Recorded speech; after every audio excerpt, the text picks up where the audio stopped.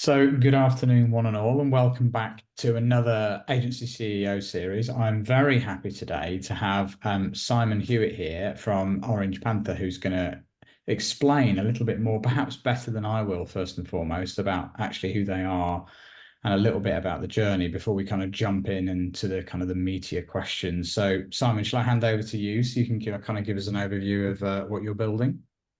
Sure thing. Thank you, Simon.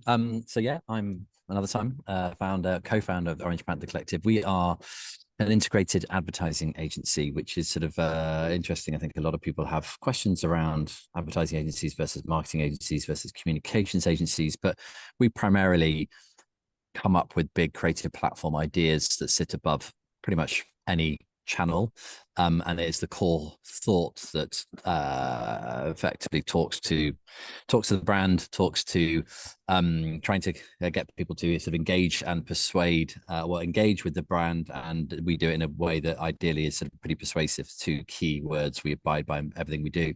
Our output is everything from brand strategy through to visual identity, through to big creative thinking, and then production of lovely films, out of home, radio, kind of completely channel agnostic sort of output. We are, I don't know how much more we want to say. There's three core founders, and we operate in a collective model. So basically we build bespoke teams based on what the brief is.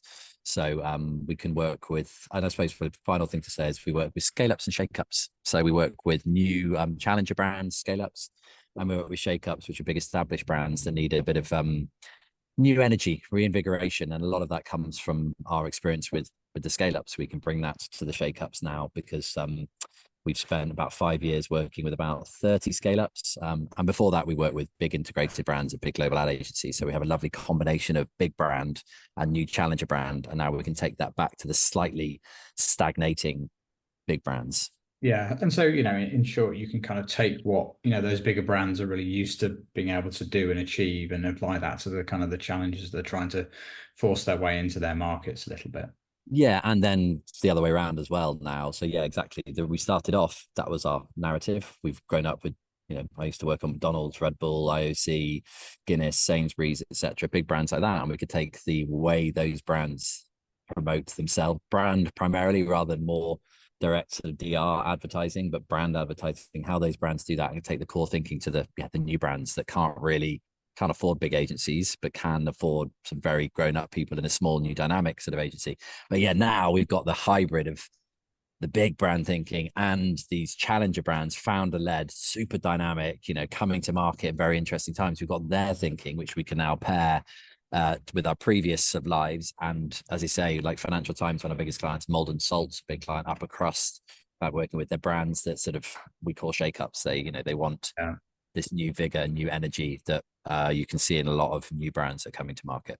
Makes sense. And so just give us a sense of scale. So, obviously you're working in a collective, so it's not entirely kind of 1 + 1 = 2, but just give us a sense of scale and what you can share, even in terms of numbers of people or revenue or whatever you feel comfortable with. Yeah, well, so I mean, as a core, in terms of people, as a core, we're five. So and the kind of part of the beauty of our model is when work is quiet, hopefully not too often, or budgets are small, we can do pretty punchy things with just sort of five people. But when budget allows and we can bring in others, we'll bring in creative teams to support our creative partner, we'll bring in strategists to support our strategy partner, we'll bring in account management folks to support client partner, myself, and project management support, et cetera, et cetera, et cetera. And we can probably the most we've been is about 40 at our busiest time. So from 5 to 40, sort of scaling between those two. I mean, in terms of project size, interestingly, with scale ups, we have a off the shelf products, which means we have sort of sprints. So we can move fast and deliver quite punchy work for not that much money. So we start at things like 10K is about our starting point on the scale up side of things.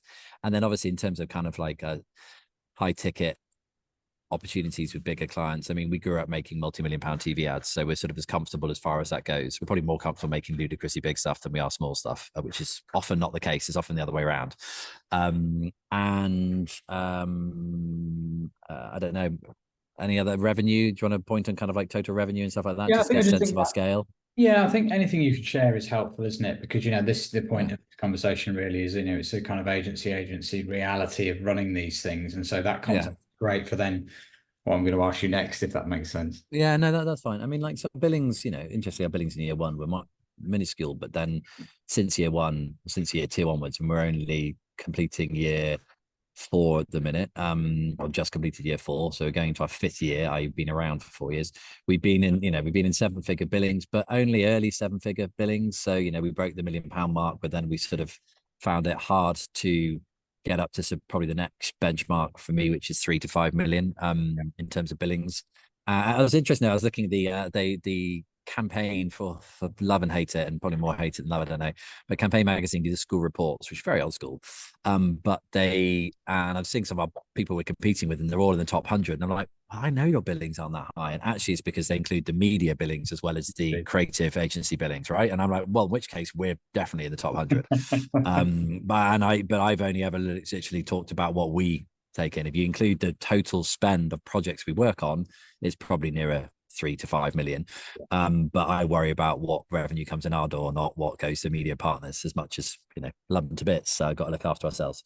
Yeah, totally. Otherwise, it's ego, isn't it? So no, that's helpful. And that's great background. So I think that what I'm really interested in is, like, so people have got a sense now of like what scale and what stage you're at in terms of that journey, and that will resonate with a lot, I'm sure, that are listening. So just give us a sense then of like right now. Obviously, you've been running around, you've had a busy day.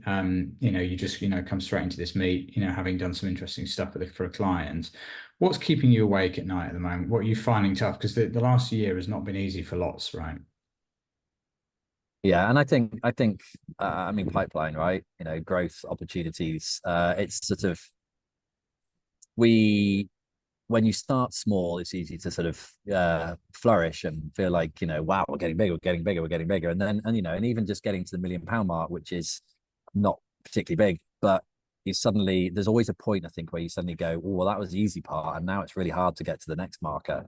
It's actually also hard to stay where you are as well, but you never want to go backwards. You can live with going sideways when the world is very complicated. So last year we sort of went sideways, we stagnated, but I'm kind of all right with that given the fact that a lot of things went into decline. Our margins suffered, actually, to be fair, because we probably overburnt on things, but still we kept business coming in. But I think what keeps me awake at night is really what comes next. There are, retainers are pretty much a thing of the past. An interesting stat I heard was that M&C Saatchi, which is where I started, one of the big, one of the advertising names my mum knew when I started advertising. She said, oh, okay, I've heard of them. But kind of like a big bastion of advertising. They had something like about 66 to 70% of their business was retained when I started there in 2002. And now it's something like 18%, 1/8. So it's a massive shift. And yeah, they're getting repeat work from clients like we are. We're on like our sixth project with the Financial Times. So it's great, but we're not retained. I can't bank on it. I'm just pretty confident when a brief comes up, we'll get it, but I can't bank on it. I cannot put it in cash flow. I cannot, and so that is the thing. It's opportunities, it's pipeline. And that's the front of a long queue of things that keep me awake at night. But that is number one. But obviously, in that journey, you have solved things, right? You have got further than a lot of people do in that sense. And so, if you think back to one of the multitude of things, I'm sure that you've kind of the problems that you've overcome. Is there any that kind of come to mind, or one in particular that you feel like you are most proud of solving in that kind of growth journey to date?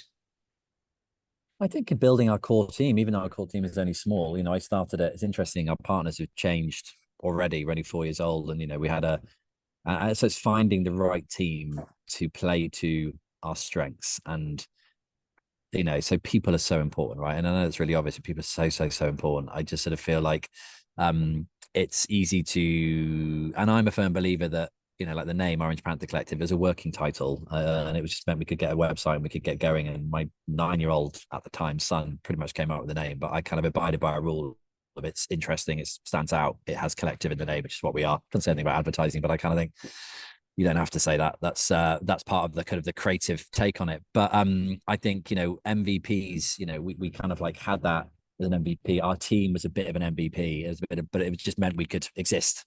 Yeah. But then came a point where we really needed to work out, right, existing is okay, but actually being really good and being the best version of ourselves, we have to focus on. So we have to change the team to do that. So we changed the team to do that. And we are much stronger now than we were. Same with our output and our process and all those things. We've grown up a lot. I've come from big advertising agencies where process and people and all those things are mapped in and it's super rigorous. But when you start your own thing, it's naturally a little bit more fly by seat of your pants, sort of like not make it up as you go along, but take your core skills and employ them in your everyday. But at the same time, you've got to then all these other things you've got to learn gets chunked on the side of you. And it's whether you buckle under the pressure of that or whether you use it to shape you for the better. And I think we've used it to shape us for the better. As I say, people, process, profitability. I'll try not just to go with P's because I've run out like I have now. But that's Yeah, sort of learn and embrace things and challenges and be better on the back of them rather than let them either right. get you down or don't learn. Yeah, a lot of these businesses are people businesses, aren't they? And so more often than not, in the end, it's those kind of challenges that overcoming those challenges that are most rewarding. It's why we do it. Yeah, yeah, But yeah, yeah. And and the great thing is it just means painful stuff stops becoming painful stuff. It becomes an opportunity to learn. Like I think in the early days, you're like, oh God, that sucks. That's heavy. Now you're not excited about it. I'm not into sort of masochism, but you welcome some complexities because you can learn from them. Yeah, no, totally. And so if you look at that sort of that question through a slightly different lens, you've been through some pains like everybody does, you've fallen down holes. Is there anything like that you'd have done differently if you knew then what you knew now that sticks out? I Because that think, experience is, the most valuable thing in the world, actually, isn't it? yeah, I think, and it's probably something that's been it's a weakness of mine is I'm very reactive. And I consider I spend a lot of time in my head thinking about what's coming next, but then I end up just being very reactive. Mm. And I think that is good as an entrepreneur or a founder because it means you roll with the punches and you shift and you solve. And I'm a problem solver. I just solve the problem comes, I react and I solve and I move on. I don't get hamstrung by it. With some people who plan meticulously and doesn't go right, they then suddenly get crippled by it didn't go to plan. What do I do? I'm like, it doesn't matter if it's going to plan. We'll just find a way around it. We'll move on. But I do think if I could do it again, more consideration up front, more time sitting down with really good people to plan up front would probably have meant we had a smoother journey and maybe a more successful journey to this point. And I've learned that now, and now we do a lot more of that. We have a lot more kind of not just hours and hours of sitting down scratching our heads, but we just have more process in place to make sure we're thinking about long term properly rather than sort of thinking about it and then not really doing much about it. Yeah, of course. No, that's good. And then so like, this thing, you've learned those lessons. This thing continues to evolve over the next months, years. What to you does success look like? How are you framing this in your head as a business in terms of, what does the promised land look like? Yeah, I mean, I think obviously there's many sort of parts of that, but I think a recent learning and something I've literally just changed very recently is, I mean, I was paying myself relative peanuts. I'm still paying myself slightly less relative peanuts, but you also think you're a founder, you can do it, you can make it work, and I've got other ways of just about meaning I can still keep the hot water running and so on. But I was talking to actually my dad and business partner and someone else, three people in quick succession, said, yeah, but if you're not succeeding if you're scraping by in that respect. Success is the business flourishing, but also you not struggling for a long time. Fine, year one, year two, maybe year three, but you're now into year four, or just finished year four. Pay yourself some money. So I started paying myself some money, and straight away, weirdly, it's not about the money. I was paying myself a bit, but I'm paying myself a bit more now. It's not about the money that makes for better. It's about this fact that we are succeeding and I'm paying myself some money. So there's a simple thing there where it's not about the money, but it's just about the fact that Totally. it feels like we are more successful. I think the longer term play though is partly money. I want to get us to a place where I think I probably ultimately want to get us to a place where we sell. But not for a long time. We talked originally about a 10-year plan. So 3 to 5 years, well, 5 years building it and putting everything back into the business, investing, then 5 years building it, continuing to build it, but taking more money. And we're sort of on track for that, but sort of not, back to my reactive thing versus planning ahead. But I really love it. I'm the happiest I've ever been running something rather than having a boss. I don't think I ever want a boss again. So if this doesn't work, it might be a problem. So the promised land is a constant. It's running your own thing, having the power to make your own decisions, having a good team around you, sitting at the top table, and just the energy, the excitement that comes from that. So there's a continuous promised land there, and the end game is probably a mid-late 60s Porsche. Maybe that's it. Everything else I don't really need. I mean, even a house, I'll just Yeah. live in the car. Yeah, yeah, yeah. That's it. Yeah, it's good to have those pictures in your head, and in the Yeah, dark sorry. days, They are the things Yeah. that see you through, aren't they? But that's great. And so, look, I think that gives us a really good lens on where you're at, what you're building, what you're trying to do. In terms of it, kind of external um, kind of lessons, obviously clients are a big part of the mix, aren't they, for agency businesses?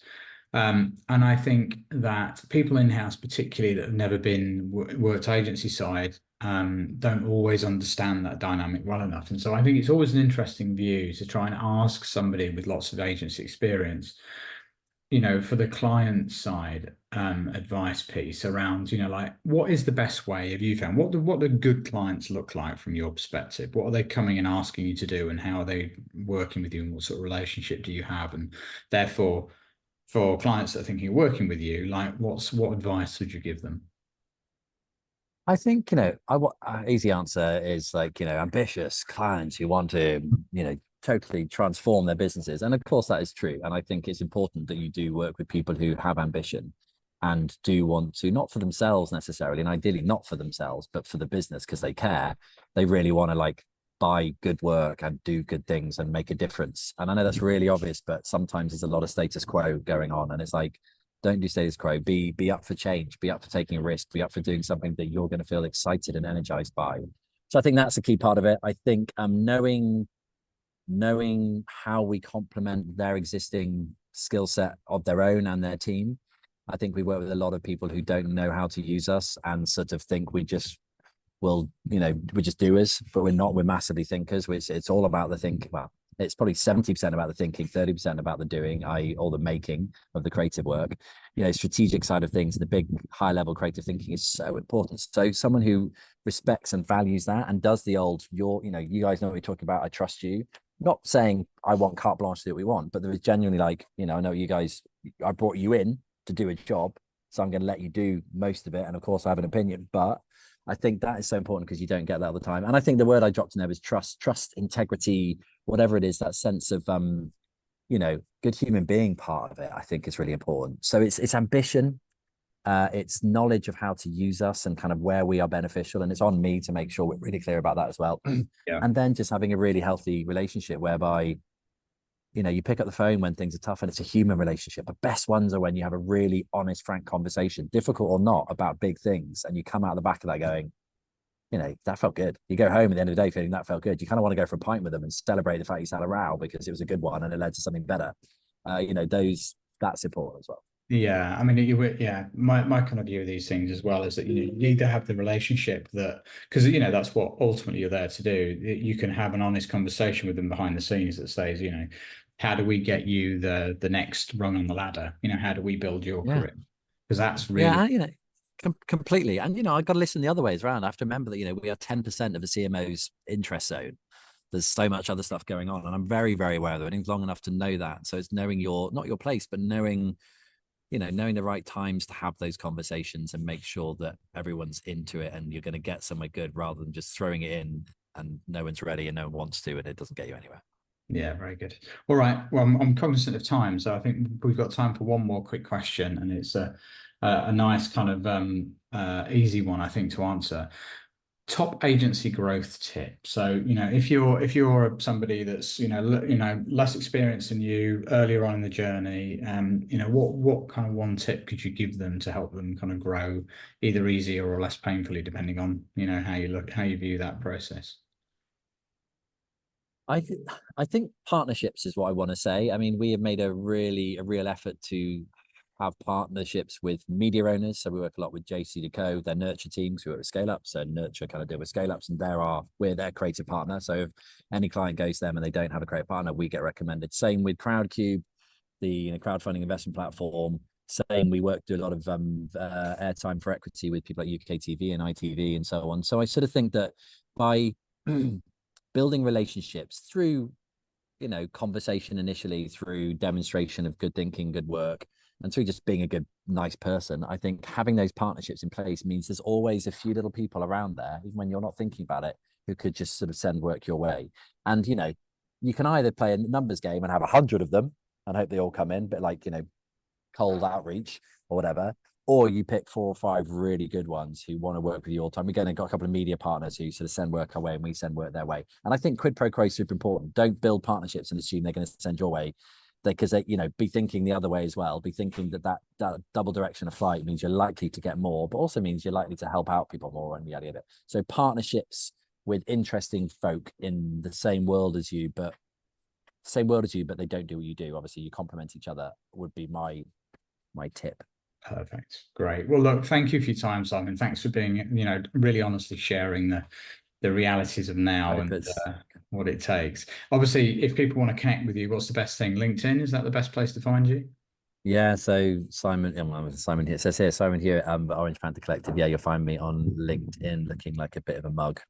I mean, I'm trying to laugh in my shot, but you just end up looking how you look. Anyway, yeah, that's the best way, and go from there. Amazing. Well, thank you, Simon, once again. Okay, thanks, Simon. Take care. Bye bye.